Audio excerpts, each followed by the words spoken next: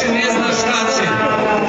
Danas smo ispred RTS-a, medijske lažovizije, ljude koje mi plaćamo, vašim novcem, novcem svih građana Srbije, i koji će večeras izmišljati koliko je nas i zašto smo ovde, a došli smo da kažemo da medijski mrak nikada nije bio gušći.